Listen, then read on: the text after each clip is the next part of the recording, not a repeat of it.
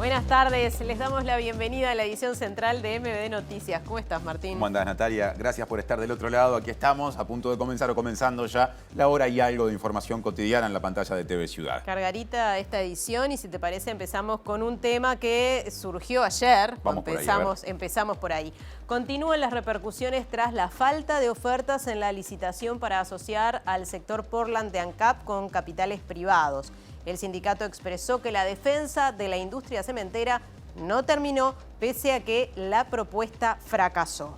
Además, les contamos que hay otros comentarios para hacer, porque desde el PIT-CNT, por ejemplo, se dijo que la responsabilidad es de las autoridades y se llamó por eso a cambiar la estrategia. Otras voces. El senador frente amplista Óscar Andrade aseguró que el llamado tenía carencias jurídicas y políticas. Su par colorado, Adrián Peña, respaldó la gestión del presidente de ANCAP, Alejandro Stepanisic, pero también dijo que ahora hay que buscar alternativas. Y el senador y líder cabilante, Guido Manini Ríos, aseguró que la alternativa es que ANCAP produzca con eficiencia. Bien, este será uno de los temas que desarrollaremos en esta edición, pero tenemos mucho más. Ya están los titulares en la mitad de la semana. El Ministerio del Interior solicitó recursos en la comisión del Senado que estudia el proyecto de rendición de cuentas. Buscan atacar el narcotráfico y aumentar las penas mínimas para el delito de homicidio. La justicia condenó al Estado a suministrar un fármaco para el tratamiento de la hija del músico Luciano Supervielle, que padece acondroplasia. El fiscal que investiga el femicidio de Valentina Cancela pidió una pena de 10 años para el exnovio de la joven. Es la pena máxima para menores de 18 años ante un delito muy especialmente agravado por femicidio. La Intendencia de Montevideo aumentó la frecuencia de recolección de residuos mezclados de 3 a 7 veces por semana en varios circuitos de Pocitos. La medida se suma a la reubicación e instalación de nuevos contenedores. Desde el lunes, más de 40.000 personas no cuentan con agua potable en Durazno tras la crecida del río Xi, que afectó el funcionamiento de las bombas potabilizadoras de la planta local de OCE. Este jueves se realizará una marcha. El director de Tierras y Hábitat de la Intendencia de Montevideo, Sebastián Moreno, dijo que hubo un parate del gobierno nacional en 2 años y medio para la aplicación de políticas sobre asentamientos. La Sociedad de Anestesiología manifestó preocupación por la decisión de ACE de contratar especialistas extranjeros para el nuevo Hospital del Cerro. Les preocupa que los títulos sean avalados y equivalentes a los nacionales. El espacio Contás, de atención en salud mental de la Intendencia de Montevideo, ya recibió cientos de consultas. La iniciativa busca complementar los servicios de ACE y de las mutuaristas con un servicio de atención rápida y eficiente. El Sindicato de Docentes de Formación en Educación insistió en el Parlamento con su reclamo de mayor presupuesto y cuestionó la contratación de posgrados en el sector privado porque privatiza y fragmenta la formación. La Organización de Estados Americanos manifestó que la situación en Guatemala es una afrenta a la voluntad popular, luego de que la Fiscalía allanara nuevamente las oficinas del Tribunal Supremo Electoral. La Procuraduría General de Brasil solicitó condena a prisión para el primero de 40 acusados por el atentado ocurrido el pasado 8 de enero durante la asonada en Brasilia, para los cuales la Fiscalía pide la máxima pena de 30 años. Recuerden que desde esta semana, hace bien poquito, empezamos a estar en vivo en YouTube. Ténganlo en cuenta porque es otra forma de seguir estas emisiones que por radio se pueden oír también a través de Uniradio 107.7 de FM en Montevideo y área metropolitana, radio que también se puede oír por uniradio.edu.uy. Ahora repasamos los móviles en el comienzo de nuestra edición. Sí, Martín, hay dos de nuestros compañeros en distintos puntos de la ciudad. Vamos a comenzar con el contacto con Martín Duarte, que está allí en el Ministerio de Economía y Finanzas, porque hay acto allí, ¿no? Manifestación. ¿De qué se trata, Martín? Así es, Natalia. Martín, buenas noches para ustedes. Sí, está desarrollando en estos momentos un acto coorganizado entre FUCBAN y FECOBI por un Fondo Nacional de Vivienda Genuino, es un poco el reclamo. La participación de algunas cooperativas también abordando problemáticas concretas. Y bueno, se viene desarrollando luego de esta movilización que partió desde la sede de FECOBI, que está localizado en estos momentos aquí en Colonia y Paraguay, frente a la sede del Ministerio de Economía. En un ratito venimos con las repercusiones y algunas de las temáticas que proponen puntualmente algunas cooperativas, teniendo en cuenta la problemática con algunos terrenos.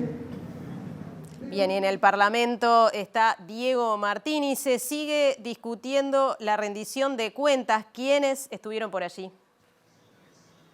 Natalia, Martín, buenas tardes para todas y todas. Nos encontramos en el Parlamento, donde continúa el trabajo de la Comisión de Presupuesto integrada con Hacienda del Senado, y en esta jornada se recibió autoridades del Ministerio del Interior y en este momento están reunidas autoridades de ACE. Más temprano el ministro Heber enfatizó en los recursos que se necesitan para las nuevas plazas que se tienen que dar en materia de cárceles, para el aumento de más privados de libertad que hay, y también hizo referencia a la lucha que desde el Ministerio del Interior se da contra el narcotráfico, y en esto habló obviamente del artículo que aumenta las penas mínimas en caso de homicidios y sobre el golpe que se le darían a los narcotraficantes también cuando se le quitan sus bienes. Otro de los temas que planteó el ministro, que seguramente ustedes desarrollen, tiene que ver con la molestia por el habeas corpus otorgado por la jueza María Elena Mainar a el narcotraficante Ricardito, que obliga al ministerio a sacarlo del lugar de reclusión en donde está y darle más horas de educación.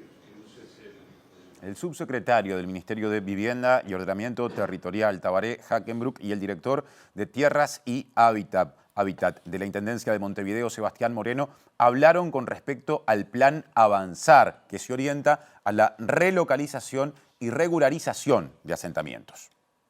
Hoy estamos en obra en algunos barrios de los que estaban trancados desde el principio del periodo de gobierno nacional, y estamos ahora arrancando 2 obras de lo que es, le llaman el plan Avanzar, que es del nuevo fideicomiso, que ahora hace un mes arrancaron 2 obras. Podemos decir hoy que el plan Avanzar, que es la mayor inversión en la historia en asentamientos, está prácticamente presente en los 19 departamentos y con obras en 11 de ellos.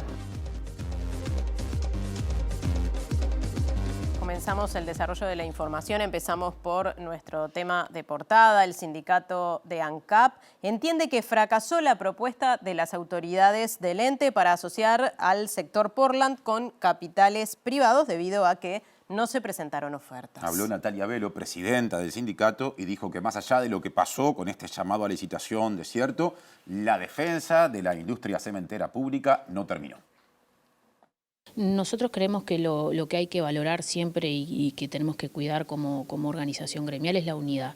Y en ese sentido lo que nosotros primeramente valoramos es que absolutamente toda la Federación ANCAP, todos los sectores han estado acompañando la defensa de la industria cementera con medidas, y eso, más allá del resultado, lo entendemos como algo positivo, porque aparte, entre otras cuestiones, para nosotros la defensa de la industria cementera no termina hoy, no terminó con esa declaración desierta de voluntades de asociación, porque nosotros sabemos, somos responsables que es necesaria la inversión en las plantas de cemento de ANCAP, que por sí mismo, si esto se mantiene así en el tiempo, no va a ser posible, y lo que venimos reclamando no de ahora, sino de hace más de 10 años atrás, es la necesidad de las inversiones. Nosotros entendemos de que ese camino se inició y que debe continuar. Está allí la tercera línea para instalar en Paysandú. Entendemos de que esa instalación no sería en sí misma un costo, sino una inversión en pro del Estado, en pro también de la mano de obra vinculada a la instalación, que implica 1000 puestos de trabajo por no menos de 2 años en una parte del país muy afectada por el desempleo como es Paysandú. Respecto al mismo tema, el presidente del PIT-CNT, Marcelo Abdala, dijo que tras este resultado de la licitación se debe cambiar de estrategia. Aseguró que lo ocurrido no es responsabilidad del sindicato, sino de las autoridades.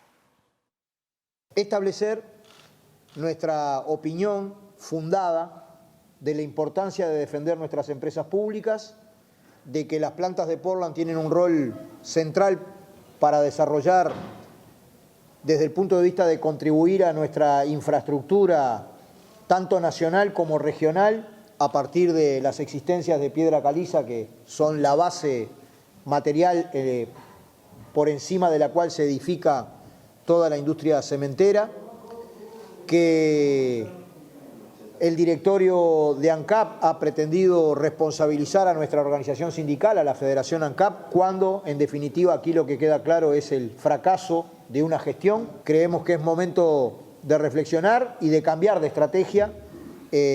No está bueno que el capital social acumulado por nuestro pueblo en nuestros entes del Estado y las empresas públicas, que deben cumplir un rol central en la satisfacción de las necesidades de nuestro pueblo, en los bienes y servicios que producen para nuestro pueblo, pero además efectivamente en una estrategia de desarrollo pensada en el trabajo de calidad y en la diversificación de la matriz productiva, pueden cumplir un rol de locomotora de ese desarrollo. No está bueno insistir como nuestro pueblo ya se ha manifestado en varias oportunidades contra las privatizaciones, en una línea de privatización.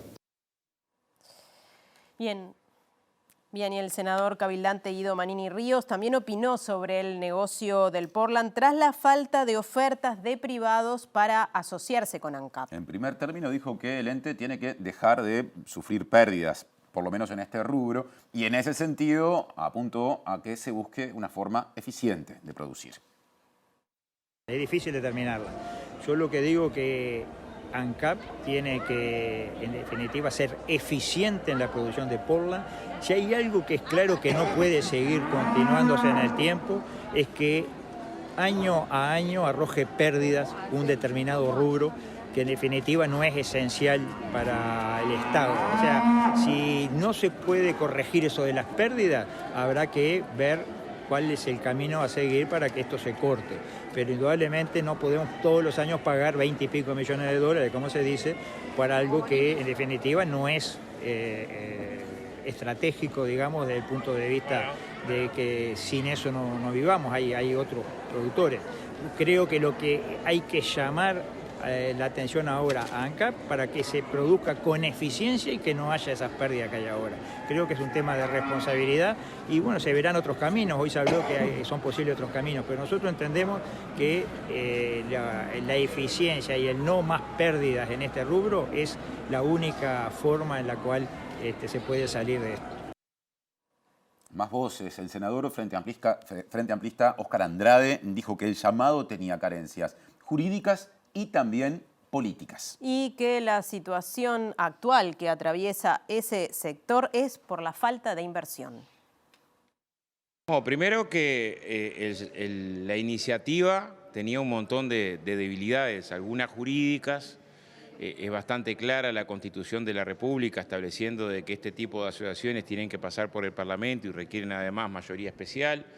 En segundo lugar, política. El pueblo uruguayo fue consultado al menos en 2 ocasiones de forma clara sobre el rol y la propiedad de las empresas públicas. En ambas, tanto en el 92 como en el 2003, y en el 2003 además específicamente sobre ANCAP, se pronunció de manera contundente, clara, categórica, de que las empresas públicas debieran permanecer en el Estado. Entonces, el debate es, el problema del Portland es que es público, nosotros creemos que no. El problema del Portland es que tuvo más de 60 años sin ningún tipo de inversión. Y el segundo problema en el que tenemos que ser autocríticos es que las inversiones desarrolladas en el último periodo no se completaron. Quedó un horno sin instalar, pero no se le puede exigir a una actividad, sea pública o privada, que tenga excelencia cuando tiene que competir contra tecnología de última generación con algunos fierros viejos. Mientras tanto, el senador colorado Adrián Peña respaldó la gestión del presidente de ANCAP, Alejandro Stepanisic. Dijo que la falta de ofertas era una posibilidad y llamó a que se busquen alternativas. Esta opción fracasó. Hace 15 días aquí yo hablaba con ustedes y les decía que era muy probable que esto pasara porque el negocio en sí es poco atractivo. Si a eso le sumamos el componente de un conflicto sindical exacerbado, creo yo que en definitiva termina siendo en perjuicio de los propios funcionarios, porque aquí el negocio es ruinoso, entonces hay que ver cuáles son las soluciones que se toman. Pero bueno, esto era una alternativa para mantener el negocio en pie y por supuesto los puestos de trabajo. Bueno, en ese marco fracasa esta propuesta, era una probabilidad, yo a ustedes mismos se los decía aquí mismo hace unos días. Bueno, ahora hay que confiar en el directorio para encontrar una salida y tratar de minimizar esas pérdidas, que es de lo que se trata, ¿no? Con otro socio privado. Bueno, hay que buscar otra opción. Hay que agudizar el ingenio y hay que ver cómo se puede hacer. ¿Qué pasa? Dadas las características del negocio, la única posibilidad que tiene este negocio de ANCAP de ser rentable es poder meterse en el exterior, en la venta en el exterior. Para poder hacer necesita un socio estratégico, no lo puede hacer solo. La intendenta de Montevideo, Carolina Cose, también habló de este tema. Sí, dijo que debieron escucharse más opiniones antes de iniciar este proceso. Se lo voy a decir no solo para ANCAP, sino en general, estas cosas complejas, cuando hay algo complejo hay que escuchar la voz de todas las partes y a partir de ahí tomar una definición compartida, acordada, un rumbo. Es eso. ¿Era previsible esto? Es lo que le digo, hay que escuchar a todas las partes. Si uno no escucha a todas las partes y se empecina en algo, le puede ir bien o le puede ir mal. ¿A quién no escuchó el gobierno? No, yo lo que digo es que tiene que haber una mesa en que se escuchen todas las partes y se acuerde un rumbo. ¿verdad? Que no tiene por qué ser el rumbo que uno quiere o que el otro quiere, es un rumbo negociado. Bueno, eso me parece que siempre es bueno. Con todas las partes. Cambiamos de tema. La justicia condenó al Estado a suministrarle un fármaco de alto precio a la hija del músico Luciano Supervielle, que tiene acondroplasia. Claro, que es un trastorno de crecimiento de los huesos que genera el tipo de enanismo más común. Y más allá de lo que definió la justicia, el Ministerio de Salud Pública anunció que va a apelar la decisión.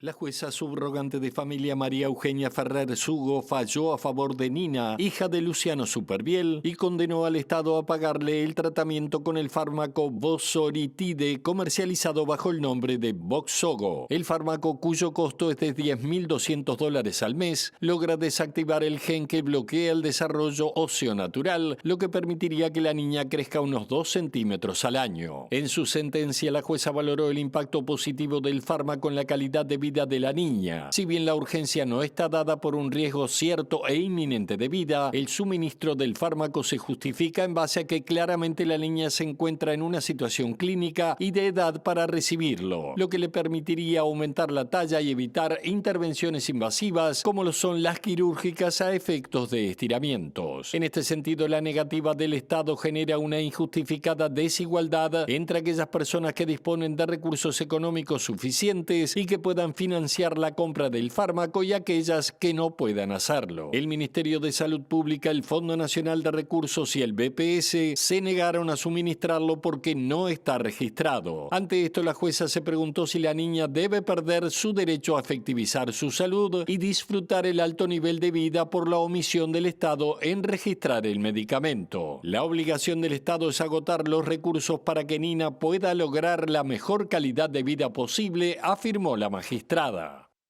Luciano Supervielle dijo que gracias a esa sentencia su hija comenzará a recibir un tratamiento. Y aseguró que confía en que la sentencia genere un antecedente que beneficie a decenas de niñas y niños que padecen la misma patología. Luciano Supervielle, padre de Nina, dijo que este fármaco, además de permitir un crecimiento anual del niño, también evitaría patologías asociadas a nivel fisiológico. Si bien en Uruguay no hay cifras de personas afectadas por esta patología, se estima que serían decenas los niños y niñas beneficiados con este tratamiento. Es un medicamento que ya está hace más de un año funcionando en Estados Unidos, en España, en varios países, o sea, tiene como un aval científico con muy buen funcionamiento. Y entonces sí, efectivamente, como decís, la idea es a través de un recurso de amparo, porque es un medicamento caro, que Nina podría utilizar mientras está en crecimiento, o sea, por varios años más. Y bueno, tratar de poder generar también un precedente para un montón de otros niños y niñas. ¿Sí? Estamos avanzando con el proceso legal. Tuvimos una primer sentencia del juzgado de familia positivo, lo que nos permite avanzar, y estamos ya en tratativas de traer la medicación, que es una medicación que, digamos, se administra parecido a la gente de diabéticos, perdón. Entonces es como una inyección subcutánea diaria, es decir que, bueno, nada, estamos ahí con el CRENADESER, que es el departamento del BPS que está con las enfermedades raras, con ellos haríamos el tratamiento, digamos. Y el abogado Juan Cereta, promotor del recurso que obligó a proveer el medicamento, dijo que la sentencia ponderó los derechos de niños y niñas. También dijo que este fármaco no está registrado en Uruguay porque la industria farmacéutica, textuales palabras, no ve un nicho de mercado. Como sentencia de primera instancia, si bien está sujeta a lo que pueda pasar en segunda instancia, es un precedente muy importante, no solamente para Nina en este caso, sino para todos los niños que están en esta misma situación, todos los que padecen esto, porque de verdad que el fármaco es esperanzador en los cambios que puede lograr para todos los chiquitos con acondroplasia. Lo habitual es que los condenados apelen, en este caso se condenó a las 3 instituciones que nosotros demandamos. Y sí, los colegas que ejercen ese rol en general utilizan argumentos formales donde entienden cada uno que el responsable es la otra repartición. Pero bueno, nosotros siempre hemos sostenido que los derechos de un niño no pueden estar pendientes de que una oficina pública le eche la culpa a otra oficina pública. El medicamento, es cierto, no está registrado en nuestro país, no hay ni siquiera solicitud de registro por el laboratorio en Uruguay. Eso muchas veces depende es el resultado de una política que Uruguay ha venido siguiendo de dejar el registro de los fármacos a iniciativa exclusiva de la industria farmacéutica. Entonces, cuando la industria farmacéutica, por ejemplo, no ve un nicho de mercado apetecible, no registra, porque el registro tiene un costo, y eso está dejando de rehenes muchas veces a niños o pacientes con enfermedades raras o poco frecuentes. La apelación de las sentencias de amparo no suspende la obligación de cumplir, por lo tanto el Estado ya está obligado a cumplir. Nosotros ya estamos iniciando los trámites para que el medicamento sea importado y porque Nina pueda empezar el tratamiento, si es que sus médicos por supuesto así lo indican. Pero bueno, tenemos por delante ahora contestar las apelaciones y luego ser resueltas por el Tribunal de Apelaciones de Familia que nos toque, lo cual no va a ser antes de 30 días aproximadamente. Presenta Antel Conecta 5G con Uruguay para que vos te conectes con el futuro.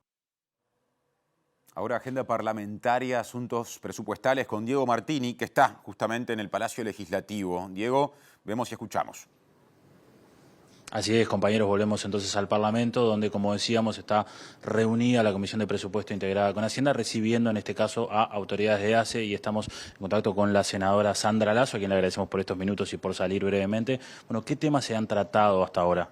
La agradecida soy yo. En realidad son varios los temas que se abordaron. De hecho, la comisión sigue sesionando y siguen respondiendo algunas preguntas. Nosotros básicamente lo que planteamos fue algunas preocupaciones que se mantienen aún después de las respuestas que se dieron. Lo primero es decir que tanto lo que es la asignación presupuestal como el gasto ejecutado en el acumulado de 3 años de gobierno de esta coalición son respectivamente recortes que llegan en el caso del primero 88 millones de dólares, en el caso de lo ejecutado 96 millones de dólares. Primero, preocupación que tenemos. En segundo término, hay temas que están arriba de la mesa y que tienen que ver fundamentalmente con salud mental, particularmente con salud mental y adicciones en privados de libertad y más aún particularmente en lo que respecta a las mujeres privadas de libertad. Ahí se nos han respondido algunas cosas, otras van a responderse a partir de lo que han sido algunos pedidos de informes que se realizaron en diputados y que nos van a hacer llegar. Fundamentalmente lo que tiene que ver con lo que ha expresado aquí también el comisionado parlamentario con respecto a la negativa de ACE con respecto a las historias clínicas. Bueno, se nos va a responder por escrito. También, por supuesto, que tenemos preocupación en lo que tiene que ver un problema que es de larga data, lo reconocemos y que entre todos tenemos que buscarle una solución, que es justamente la residencia de médicos y especialistas en el interior del país. Sabido es que nos ha llegado una nota de la propia FEMI con esta preocupación y bueno, no vemos una solución o por lo menos pretendemos una búsqueda de solución a este tema que sigue siendo una problemática que tenemos afuera en todos los departamentos del interior. Y particularmente allí hay un tema que se mejora lo que tiene que ver con los medicamentos, pero también hay un tema que tiene que ver con el fondo COVID, que sabemos que es un fondo finito y queremos saber qué va a suceder cuando ese fondo no esté más, qué va a pasar con este tema de la medicación, de los medicamentos. Aquí llegamos con el repaso de las palabras o con lo que está diciendo la senadora Frente Amplista Sandra Lasso. Y ahora pasamos al otro móvil, cerquita del Ministerio de Economía y Finanzas, con movilización vinculada a la vivienda cooperativa. Martín Duarte. Así es, Martín, acaba de finalizar esta movilización y este acto frente al Ministerio de Economía, incluso con un mapping, una proyección en las paredes del edificio. Y bueno, vamos a conversar con Ramón Frati de la dirección de FUCBAN y también con Laura Ricobaldi, que es integrante de una serie de cooperativas que ven afectada su situación. Vamos a conocer un poco la realidad. Bueno, Ramón, ¿qué evaluación se hace de esta movilización y el objetivo también en conjunto con FECOBI, ¿no? Sí, nosotros tenemos algunos reclamos que son comunes. Si bien FUCBAN es la que está impulsando, por ejemplo, lo del Fondo Nacional de Vivienda, el Fondo Nacional de Vivienda no lo reclamamos solo para FUCBAN, lo reclamamos para todos aquellos uruguayos y uruguayas que tienen necesidad de vivienda. Tenemos el tema de igualar el trato que le da el Estado a las empresas que construyen vivienda de interés social, el descuento en los IVA de los materiales y todos los IVA que pagan las cooperativas. Sabido es que a través de la LIVIS, la Ley de Vivienda de Interés Social, se le descuenta a las empresas constructoras todos los impuestos. Y en realidad esas empresas no están construyendo viviendas para quienes están en el déficit habitacional, están construyendo apartamentos que los trabajadores comunes de Uruguay no tienen acceso. Entonces nosotros que construimos verdaderamente vivienda de interés social, estamos reclamando y por eso venimos al Ministerio, porque en realidad la ministra nos contestó negativamente, ¿no? Entonces estamos también luchando por el no pago a los colgamentos, una deuda ilegítima e injusta. Nosotros los colgamentos vienen de un conflicto que se hizo por el subsidio a la permanencia, que ya es ley, o sea que si se reconoció que el reclamo era justo, como que cobrar una deuda por eso es bastante insólito. Entonces estamos peleando una vez más porque en la rendición de cuentas se tenga en cuenta la vivienda, hay rubro cero para la vivienda, o sea, no es prioridad para este gobierno la vivienda de interés social, quedó demostrado ya largamente, ¿no? De las 60.000 viviendas que se iban a construir no se construyó ninguna, o muy poquitas. Entonces estamos en esa lucha, y esa lucha también incluye otras organizaciones amigas como FECOBI. Voy a conversar con Laura a propósito de la situación que se está presentando en estas 7 cooperativas en el ex terreno de Raincop. Laura, estuvieron presentes en el acto, también en la oratoria. ¿Cuál es el reclamo y la situación que están viviendo los cooperativistas? Bueno, primero muchas gracias. Contamos por segunda vez con la participación de ustedes ayudándonos. Nosotros hace 5 años que tenemos el terreno. Ya en la primera instancia nos dijeron que el terreno, después de haber sido adjudicado, tenía problemas y no podía ser habitado, cuando el contrato que ellos habían firmado, el convenio que ellos habían firmado era que el Ministerio de Vivienda se iba a hacer cargo de la limpieza del terreno por completo hasta que estuviera pronto para hacer la obra. Tuvimos 1 año y medio, casi 2 años y medio, plena pandemia, en lucha junto con FUCBAN para que eso se cumpliera. Después de mucha lucha y de idas y venidas por el Ministerio, de no recibirnos, de darnos excusas, logramos que el Ministerio nos hiciera un cronograma y se hiciera cargo de la limpieza del terreno, de ponerlo a punto hasta que el terreno estuviera en condiciones para poderlo empezar la obra. Logramos también, gracias a FUCBAN y la lucha de todos los cooperativistas, no ir a sorteo, porque ya habíamos pasado los 3 años que requieren las cooperativas para ir a sorteo, y estábamos ya casi con la obra empezada. O sea, se hizo una licitación, el Ministerio de Vivienda hace una licitación, porque según ellos era lo correcto, hacer una licitación para llamar a las empresas que iban a trabajar.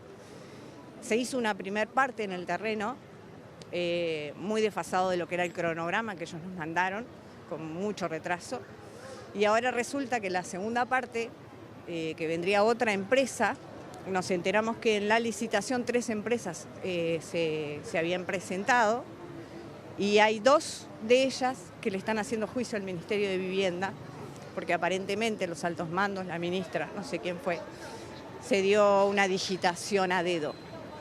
Hoy en día, con esos 2 pleitos o juicios que le está haciendo el resto de las 2 empresas, ninguna empresa puede entrar a trabajar al terreno. O sea que otra vez estamos en cero. Las 7 cooperativas, ¿cuántas familias hay afectadas? Somos más de 200 familias y más de 300 niños que hace 5 años estamos esperando para que el Ministerio haga las cosas bien de una vez por todas. Les agradezco estos minutos y vamos a seguir de cerca la situación y las movilizaciones. Compañeros, por acá estamos cerrando, está culminando lo que es el acto, y queríamos tener un poco la mirada de parte de 2 de los oradores. Recordad que también estuvo presente FECOBI en lo que es este acto en conjunto de los núcleos cooperativistas. Presentó Antel Conecta 5G con Uruguay para que vos te conectes con el futuro. Bien, día de análisis político con el sociólogo Eduardo Botinelli, bienvenido. ¿Qué tal, Natalia? ¿Cómo estás? Uno de los temas más polémicos, que además empieza a tomar cuerpo cuando se acerca el periodo electoral, lamentablemente, ¿no? Porque seguramente haya que discutirlo en otros momentos. La financiación de los partidos políticos, la financiación de las campañas políticas. Bueno, sí, Bueno, primero, el peor momento para discutir estas cosas es cuando se está empezando una campaña electoral, sin duda, porque quienes vean afectados sus intereses quedan bien claros del primer momento. Acá tenemos varios temas con respecto al financiamiento y a las campañas electorales. El primero tiene que ver con el tiempo de campañas electorales. Oficialmente, la campaña electoral para las elecciones internas empezaría 30 días antes de las elecciones, ¿sí? Estamos hablando del 1 de junio como fecha de inicio. Del año pasado, del año que viene. Empezó hace rato. Uno mira y la campaña electoral ya empezó. Sí. ¿No? Los gastos de campaña empezaron, ¿no? Es decir, hay actos, hay traslados, hay publicidades, hay stands en la calle, en distintos lugares. Entonces, ese es el primer tema. ¿Cuánto es la duración de la campaña? Lo oficial, por un lado, que son 30 días para las internas, 30 días para las nacionales, 15 días para la segunda vuelta, 30 días para las departamentales. ¿Cuánto es lo oficial por un lado? ¿Cuánto es lo real? Y lo real es mucho más largo, por lo tanto, los recursos empiezan mucho antes que la propia campaña electoral. El segundo es el costo que están teniendo las campañas electorales, que vienen creciendo sistemáticamente a lo largo de los años. Y cuando miramos un poco lo que son los datos oficiales que están digamos, las declaraciones juradas que presentan los partidos a partir de la ley que está vigente, tenemos un financiamiento, por un lado, de un gasto del entorno de los 50 millones de dólares y un financiamiento público a partir de los votos, es decir, está establecido por ley que por cada voto que se saca hay un pago, que es cerca de 10, 11 dólares en las nacionales, menos de la mitad en las internas y en la segunda vuelta. ¿Y en qué se gasta o en qué se está gastando todo ese dinero? Y ese dinero se gasta, por un lado, en las hojas de votación, que no son las del día, son todas las que se gastan previamente para, en parte, hacer publicidad, es decir, repartiendo listas que no necesariamente se van a utilizar para emitir el voto, sino más como un contenido publicitario. Pero lo que los estudios han mostrado, las propias declaraciones juradas, de los partidos, un estudio que hizo Rafael Piñeiro ya para la elección 2014, que el 75% del gasto oficial se va en la publicidad en medios de comunicación, básicamente en televisión. Pero a eso hay que sumarle lo que decía la hoja de votación, más la vía pública, los actos, las recorridas, los locales y un dato que no tenemos la más pálida idea es cuál es el gasto en las redes sociales, que no fue tan fuerte en las elecciones anteriores, ni 2014 fue relativamente bajo, 2019 ya fue bastante más alto, 2024 se presenta como un año con una fuerte inversión en publicidad en redes sociales. Entonces, tenemos un gasto estimado oficial de 50 millones, de los cuales 3/4 partes del gasto estaría cubierto por la financiación oficial. Pero en realidad sabemos que el gasto es mucho mayor que ese. Más del doble o incluso más del triple. Entonces, ¿de dónde sale esa otra parte que se gasta? Bueno, probablemente o seguramente de donaciones, algunas que son públicas y son las que se declaran y es lo que financia ese resto, y otras que no se conocen, que es dinero que no se declara, dinero que no aparece oficialmente, ¿no? Y por lo tanto, en realidad, cuando vamos a hacer los números reales, no sabemos ni cuánto se gasta ni en qué se gasta, porque en definitiva, como ese dinero no aparece en las declaraciones juradas, porque no todo está obligado a presentarse, y de hecho, cuando hablamos de campañas electorales, no hay que pensar en la presidencial, están las campañas que hacen las propias listas al Senado, las que hacen las propias candidaturas a diputados, las que se hacen las internas para disputar la potencial candidatura a la diputación, ¿no? Es decir, hay todo un acumulado que es como en cascada de gastos en campañas electorales que se pierde la posibilidad de trazabilidad. Bien, estaba pensando cuando hablabas de las donaciones en aquella frase, no hay cena gratis o no hay almuerzo gratis, ¿no? Claro. O sea, las donaciones que implican. Y hablabas de lo declarado, o sea, que en realidad no sabemos exactamente cuánto se gasta ni de dónde proviene, pero hay una ley del año 2009. ¿Qué pasa con esa ley? Bueno, la ley, primero que llegó hasta un punto, digamos, no avanzó más allá de los controles mínimos. El primero es que se buscaba poner algunos topes a las donaciones privadas. Eso está establecido por ley. Qué empresas y qué personas, cuánto puede ser el porcentaje de aporte anónimo a las campañas electorales, después algunas reglas de transparencia, pero quedó obsoleta, pero tiene 24 años. Claro. En el medio pasaron 14 años. En el medio pasaron un montón de cosas que tiene que ver, lo que hablábamos de las redes sociales, Exacto. lo que tiene que ver los costos de algunos materiales. Y el hecho de que comience cada vez más tempranamente las campañas también, eso incide, ha incidido ¿no? el tiempo. O sea, en estos tiempos sucede esto, antes no. Por supuesto, se han adelantado el arranque de las campañas, ¿no? Claro. Lo otro es que esto tenía la necesidad de algunos controles. Y para controlar a quien se estableció que va a hacer los controles, que la Corte Electoral, no se le dieron los recursos, ni humanos ni económicos, para llevar adelante esos controles. Y el objetivo que tenía de frenar el gasto no lo logró, porque en definitiva se está gastando cada vez más. Hubo un intento en la legislatura pasada de modificar la ley.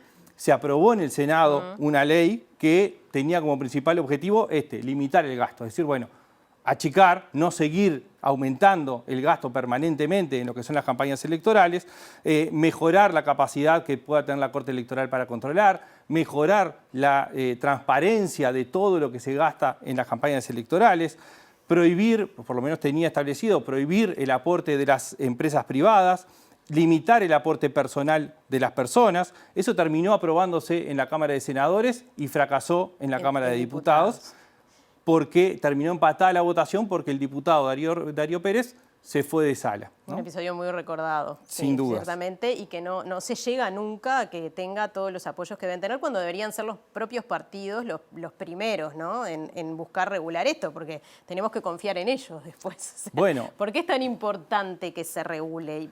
Así, Sí, rápidamente, porque ya nos avisan que queda poco tiempo, pero es quizás la pregunta más importante. Bueno, lo primero es ¿por qué no se llega?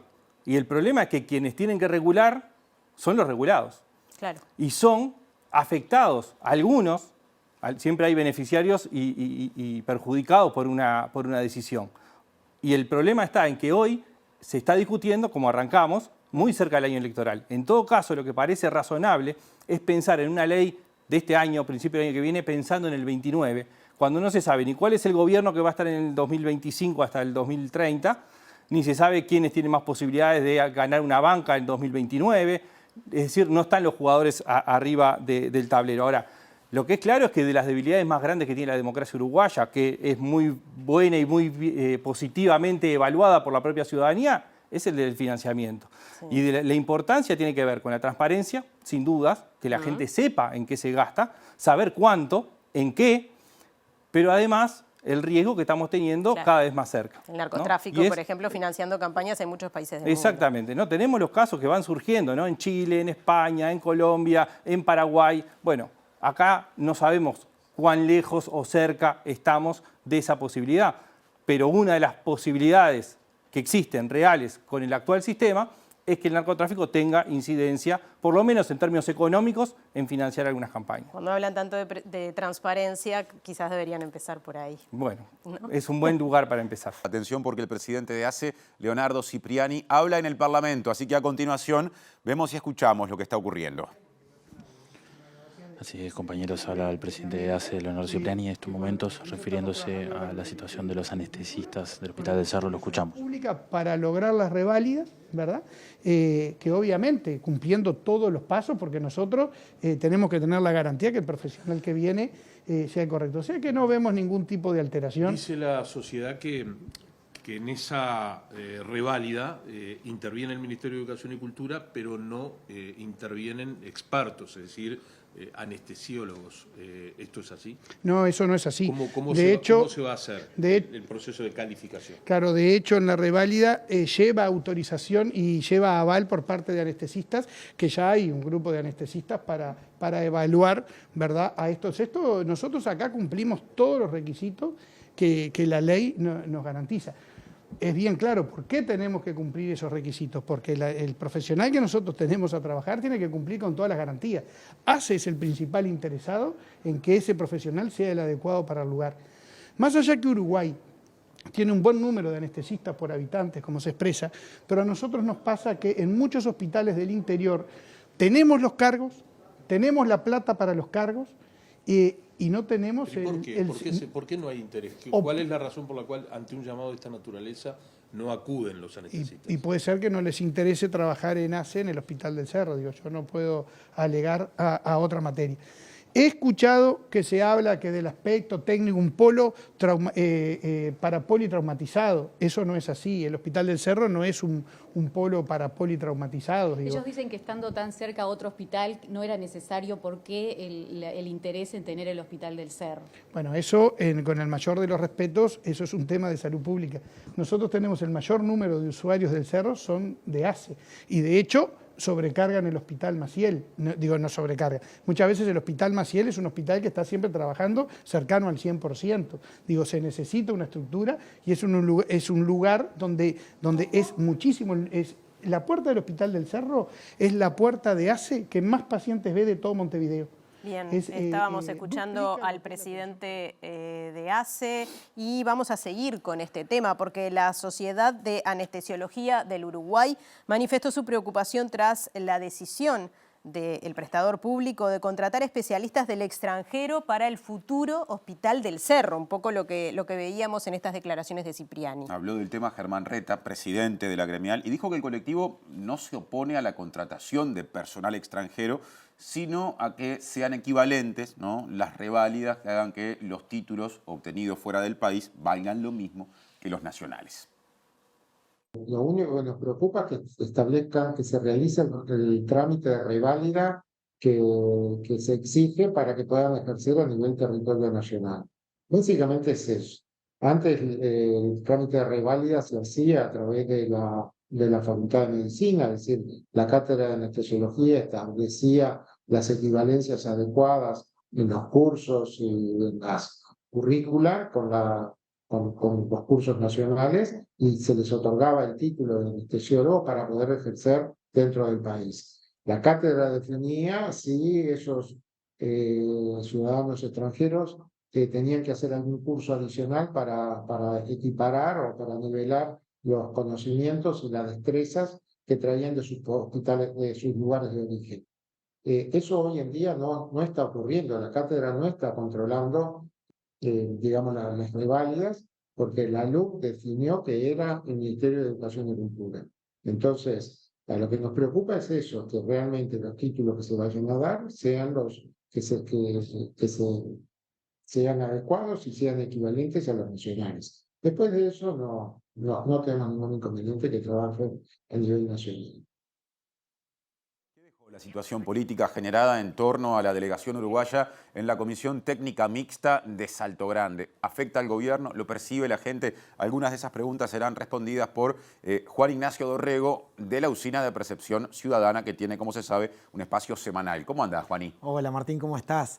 En realidad, quienes han respondido sobre este tema que bien planteaba Martín son quienes integran el panel de la Usina de Percepción Ciudadana, a quienes les consultamos sobre uno de los temas, de las polémicas que ha nutrido la agenda de medios, la agenda de discusiones públicas que ha tenido nuestro país en las últimas semanas. Martín, si te parece, pasamos a compartir los datos del primer gráfico, la primera placa que recoge. Queríamos conocer cuánto la gente, la ciudadanía en general, conoce o ha escuchado hablar sobre este tema.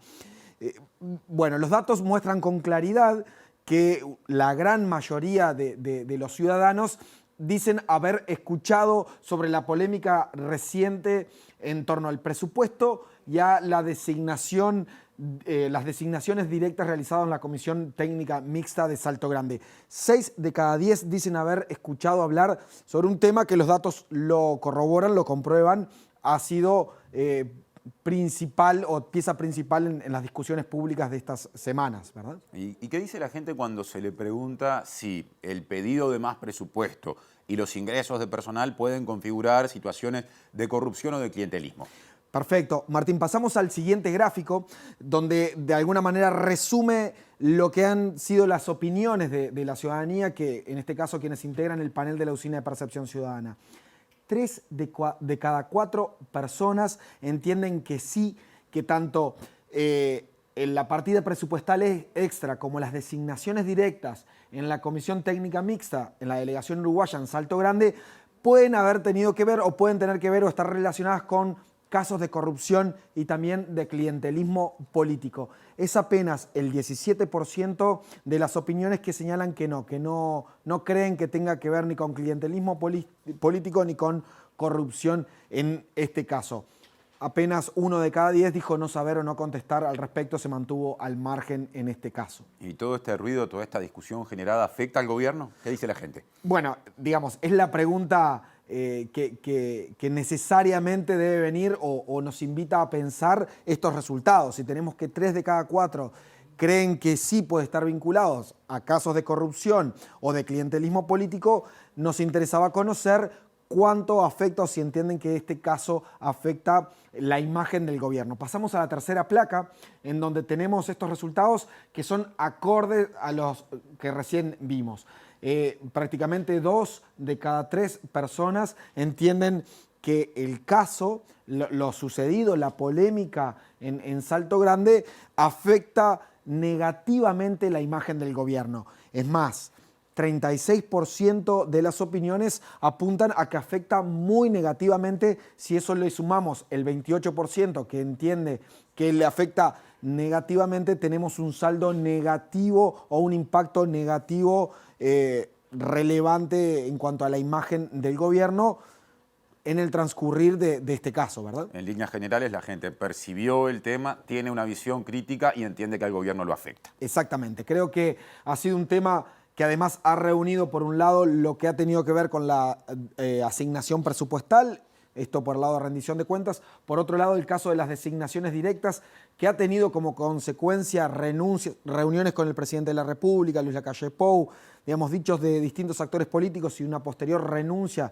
de Albizu, quien lideraba la delegación uruguaya en Salto Grande, hacen de que, como bien tú lo resumías, la gente conoce, ha escuchado el tema, tiene una valoración de que esto responde o podría responder a casos de corrupción o clientelismo político y por ende sacude o impacta negativamente al gobierno. La semana que viene te esperamos, Juan. Volveremos la semana que viene entonces para seguir compartiendo con ustedes más información. Y la que viene ahora es Natalia, sigue el noticiero. Sí, les contamos que el director de Tierras y Hábitat de la Intendencia de Montevideo, Sebastián Moreno, dijo que hubo un parate del gobierno nacional de 2 años y medio en la aplicación de políticas sobre asentamientos. También sostuvo que hace un mes comenzaron 2 obras del Plan Avanzar en la capital. Tuvimos 2 años y medio de que había asumido el gobierno nacional, donde hubo un parate total en lo que fue la política de asentamientos. A partir de ahí, con la creación de la Dirección de Integración Social y Urbana, la DINISU, y con la aparición del fideicomiso, se empezaron a negociar la intervención en barrios. Hoy estamos en obra en algunos barrios de los que estaban trancados desde el principio del periodo de gobierno nacional, y estamos ahora arrancando 2 obras de lo que es, le llaman el Plan Avanzar, que es del nuevo fideicomiso, que ahora hace un mes arrancaron 2 obras. Las 2 primeras obras del Plan Avanzar abarcan unas 75 familias. Las restantes están en fase de proyecto, serían para unos 10 u 11 asentamientos y abarcaría a entre 3.000 y 4.000 familias. El subsecretario de Vivienda Tabaré Hackenbruch dijo que esa Secretaría de Estado trabaja con Montevideo y las otras 18 intendencias y que el Plan Avanzar está presente en todos los departamentos y con obras en 11 de ellos. Se está trabajando fuertemente con la Intendencia de Montevideo y con los 18 departamentos restantes a través del Plan Mejoramiento de Barrios, pero también a través del Plan Juntos y a través del Plan Nacional de Relocalizaciones. Podemos decir hoy que el Plan Avanzar, que es la mayor inversión en la historia en asentamientos, está prácticamente presente en los 19 departamentos y con obras en 11 de ellos. Hoy comenzó la etapa final de regularización en el barrio Santa María de Piedras Blancas, esto es en Montevideo. Significó la escrituración y el traspaso de la titularidad de 40 padrones. La regularización comenzó en el año 2006. Las obras terminaron en 2014 y se benefició a 243 familias. Es un trabajo con el programa de mejoramiento de barrios del Ministerio de Vivienda, que tiene un préstamo del BID, es un préstamo internacional, que trabaja en lo que es la regularización de asentamientos en todas sus etapas, ¿no? Las etapas de obra, que son las que han terminado. En este barrio se ha hecho saneamiento, calles, alumbrado, espacio público, 18 viviendas de realojo que eran necesarias por proyecto. Y bueno, a partir de eso, el último paso de lo que es la regularización en sí, de lo que era el asentamiento Santa María de Piedras Blancas, empezó hoy con la firma de los títulos de propiedad. Que el barrio, más allá que termine un proceso de regularización, lo que tiene también es que el barrio sigue vivo y además de Santa María de Piedras Blancas, digamos, en todo el entorno ahí de Piedras Blancas hay muchas cosas que están sucediendo. Estamos trabajando en la mejora de calles en los asentamientos vecinos, ahí en Los Milagros. Estamos con un proyecto de vivienda de ayuda mutua Convive, que arrancó ayer el proceso con familias también que son del barrio, en el terreno enfrente. Terreno que también se está urbanizando para cooperativa, un espacio público que estamos armando de manera participativa con todos los vecinos del entorno. O sea que el barrio sigue con vida, esto es un mojón importante porque la gente tiene su título de propiedad, pero el barrio sigue andando y bueno, con la Intendencia seguimos apoyando. La verdad que es mucha emoción, porque ya te digo, hace muchos años que venimos luchando para tener el título y bueno, agradecer al equipo de la Intendencia que fue los que hicieron todo para que pudiéramos tener los títulos. Cambiamos de tema. El fiscal que investiga el femicidio de Valentina Cancela pidió una pena de 10 años para el exnovio de la joven, autor del crimen cometido el 14 de agosto en Maldonado. Efectivamente, la pena pedida por el fiscal Jorge Vaz es la máxima que se puede aplicar a menores de 18 años. Valentina Cancela tenía 17 años cuando fue asesinada por su exnovio de la misma edad. El fiscal Vaz dijo que se trata de una infracción gravísima tipificada en la ley penal como un delito muy especialmente agravado por femicidio, textuales palabras. Esto lo señalaron fuentes de fiscalía y pidió la aplicación de una medida socioeducativa de 10 años. Y entre la noche del martes y las primeras horas de hoy, hubo 3 homicidios en Montevideo. Vamos a repasarlos en orden cronológico. El primero fue a las 22 horas de ayer en Colón, donde un hombre fue baleado por 2 personas que intentaron robarle una moto. El segundo fue sobre la medianoche, cuando en Piedras Blancas fue hallado el cadáver de un hombre que salió herido de una casa. El tercero y el último se registró a las 6:30 de hoy, tercero y último, 6:30 de hoy, en la Cruz de Carrasco, donde una mujer perdió la vida tras recibir varios disparos. Las 3 investigaciones están a cargo de la fiscal Mirta Morales. El ministro del Interior, pasando a otro tema, hablamos de Luis Alberto Heber, se mostró molesto con el recurso de habeas corpus que fue aceptado por la jueza María Elena Maynard para sacar de la cárcel de máxima seguridad, en este caso, al narcotraficante Ricardo Cáceres Correa, conocido como Ricardito. Heber aseguró que este tipo de medidas no ayudan en el combate al narcotráfico. Que lo tenemos aislado porque de antes esta persona privada de libertad dirigía desde esa cárcel no solamente su organización, sino que mandaba a cortar dedos, orejas, manos y hasta asesinar desde adentro de la cárcel. Nosotros lo tenemos ahora aislado. Hizo un recurso de habeas corpus y la jueza determinó que yo lo tengo que sacar de ahí para cumplir tareas de educación y de trabajo. Realmente, que una jueza no nos ayude en esta tarea de lucha contra el narcotráfico y que crea que una persona de estas características, con este nivel de violencia, un asesino y una persona que está cumpliendo la condena en su cárcel de máxima seguridad, crea que pueda ser rehabilitada haciendo bloques o carpintería, que va a dejar su organización para ser carpintero o constructor de bloques. Realmente no entendemos esta situación, es lo que no nos ayuda en el combate al narcotráfico.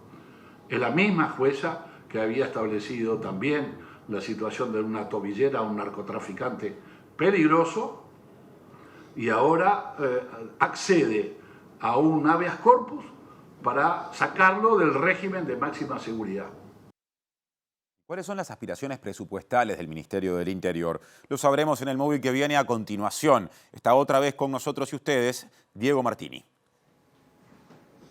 Bien, escuchábamos entonces parte de lo que fue la locución del ministro del Interior, Luis Alberto Heber, molesto entonces con la jueza María Elena Mainar por este recurso de habeas corpus. También al ministro se le consultó por estos 3 homicidios a los que ustedes hacían referencia, dijo que se están investigando y que como no hay información todavía importante no se iba a dar. Y después obviamente se hizo referencia a lo que fue su visita a la Comisión de Presupuesto integrada con Hacienda por el presupuesto y por algunas acciones que pidió el Ministerio del Interior. Y presupuesto parte de lo que es el trabajo en cárceles y la ampliación de cupos en cárceles, sobre todo pensando en lo que es la ampliación de la población privada de libertad, que está en el entorno de unas 15.000 personas y no hay plazas para 15.000 personas. Entonces el ministro hacía referencia a esto, pero también hizo referencia a 2 artículos que se solicitaron. Uno tiene que ver con el aumento de penas mínimas en cuanto a los homicidios, algo por lo que fue cuestionado también esta medida. El ministro lo que aseguró es que esto tenía que ver con el homicidio simple, cuando había una intención de asesinar, ya que no se comprendía y se necesitaba por parte del Ministerio del Interior para esta lucha que la pena mínima en estos casos fuera de 2 años. Esto se va a aumentar a 4. Y otro de los aspectos que mencionaba el ministro tiene que ver con el decomiso de bienes de narcotraficantes cuando son detenidos para poder cortar esta línea de negocios que tienen los narcotraficantes. Lo escuchamos en la voz del ministro Luis Alberto Heber. Es fundamental este artículo, porque muchas veces cumplen las penas que no son grandes, a veces hasta les ponen tobilleras a narcotraficantes, entonces, y prisión domiciliaria a traficantes. Si nosotros tenemos esta herramienta de ir por los bienes, bueno, vamos a estar desmantelando una organización mucho más poderosa que el simple cumplimiento de una pena que a veces es de 3 o 4 años. Y entonces estamos muy esperanzados en que sea votado por el Parlamento este artículo. Y el otro artículo que nos interesaba, que estuviera y que fuera votado, que no fue votado en la Cámara de Diputados, que es el homicidio intencional, el homicidio simple. No el homicidio en defensa propia, sino el homicidio, aquel que tiene intención de matar a otra persona. Esto nosotros lo explicamos, dijimos que no puede ser que el homicidio, el piso, la mínima pena que se le da sea solo de 2 años, cuando la rapiña tiene como piso 4 años, cuando varios delitos más tienen 6 años, copamiento, secuestro, en fin. Presenta Mercado Agrícola de Montevideo, en el corazón de un barrio donde late la ciudad. Mercado de Historias. Mercado de Historia.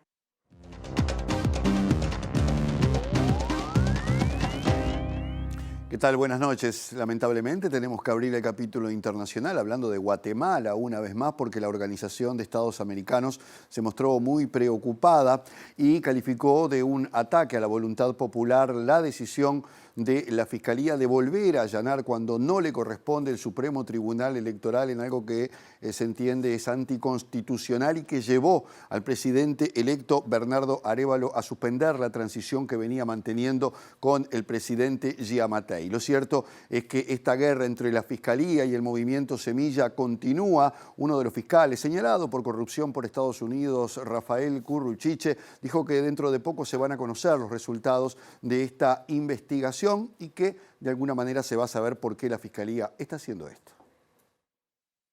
El líder del movimiento Semilla anunció la suspensión temporal de conversaciones con el actual gobierno hasta que se restablezcan las condiciones políticas e institucionales necesarias, pidiendo explícitamente la renuncia de los altos mandos del Ministerio Público, Consuelo Porras, Rafael Curruchiche y Freddy Orellana. Arévalo señala que existen intentos para dar un golpe de Estado por parte de instituciones del Estado guatemalteco, por lo que solamente la renuncia de los responsables de la Fiscalía permitirá garantizar el orden constitucional del país. La decisión de Arévalo se materializa después de que el Ministerio Público allanara por tercera vez la sede del Tribunal Electoral, en donde procedieron a abrir 160 cajas que contenían votos emitidos en las elecciones generales, en las que ganó el candidato socialdemócrata. La decisión de la Fiscalía, que el Tribunal Electoral ha catalogado como ilegal y sin precedentes, no faculta a nadie poder abrir las cajas electorales electorales y ver qué hay en las mismas, ya que el escrutinio es exclusivo de las juntas receptoras de votos. Varios países y organismos han manifestado su preocupación en relación al proceso guatemalteco, especialmente a la persecución judicial que Arévalo y su movimiento están sufriendo por parte de poderes fácticos que se niegan a abandonar el poder. La Procuraduría General de Brasil pidió a la justicia que condene al primero de los acusados, de los 40 que por ahora van a ser sometidos a juicio por la asonada del 8 de enero en Brasilia. Recordemos que hay casi 2.000 personas que están bajo la justicia, bajo la órbita, algunos de ellos detenidos por este incidente. Lo cierto es que a partir de ahora comienzan a sustanciarse esos juicios que quedaron planteados luego de aquella asonada en la Plaza de los Tres Poderes en Brasilia, que procuraba evitar que Lula da Silva llegara al gobierno. El viceprocurador Carlos Federico Santos declaró en la primera audiencia del juicio sobre la asonada de enero que se trató de un movimiento totalitario que intentó derrocar al gobierno de Lula da Silva, movimiento que se basó, según dijo, en el pretexto de un supuesto fraude en las elecciones del 2022, alimentado por mentiras de la ultraderecha. Según Santos, el movimiento, empujado por noticias falsas y sin prueba alguna sobre esas presuntas irregularidades, tuvo sus bases en comentarios que hizo en redes sociales el expresidente Jair Bolsonaro y solicitó una sanción pecuniaria de 100 millones de reales, unos 20 millones de dólares, que deberían ser pagados entre todos los condenados.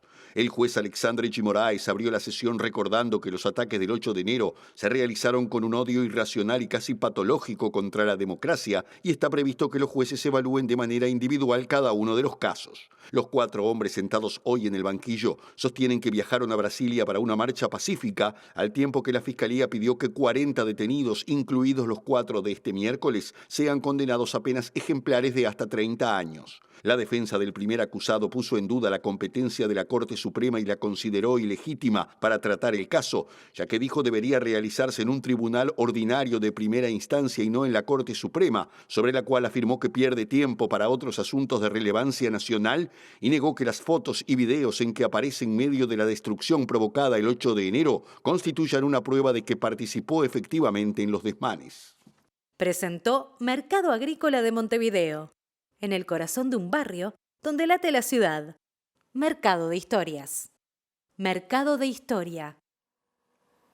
Bien, desde el lunes más de 40.000 personas no tienen agua potable en Durazno por la crecida del río Yi, que afectó el funcionamiento de las bombas potabilizadoras de la planta local de OCE. Esto llegó a suspender, por ejemplo, las clases en las escuelas, y mañana habrá una marcha en reclamo de soluciones de fondo.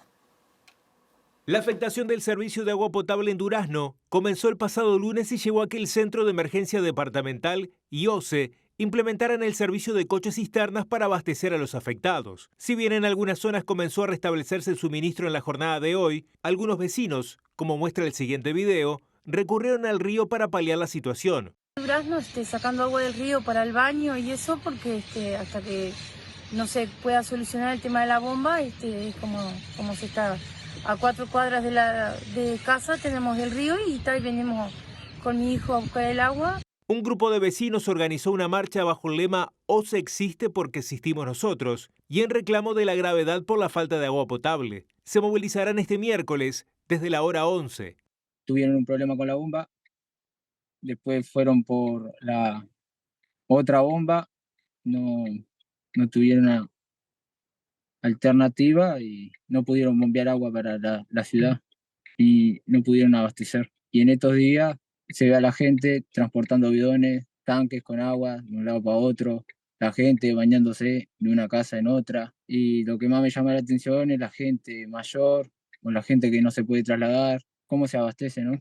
Con un amigo, somos trabajadores y ante la situación que vimos el otro día, la estuvimos hablando y no puede ser que pase esto y que los duraznenses normalicen esta situación. Y la marcha va a empezar mañana a las 9 de la mañana y la idea es de la Plaza Independencia de dirigirnos hasta OCE con bidones de botella vacío y dejarlo ahí. Silenciosa, pacífica, pero que nos reconozca cómo estamos y que queremos cambiar esta forma.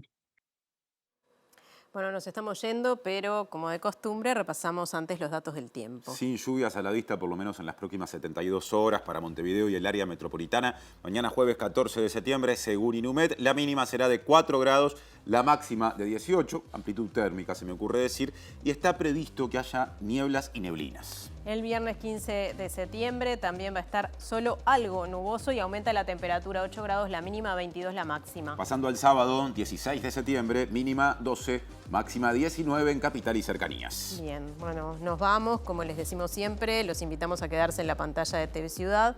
Ya llega el lado B y luego la letra chica. Hechas las invitaciones, mañana puntualmente estaremos a las 7 de la tarde. Que pasen bien. Hasta mañana.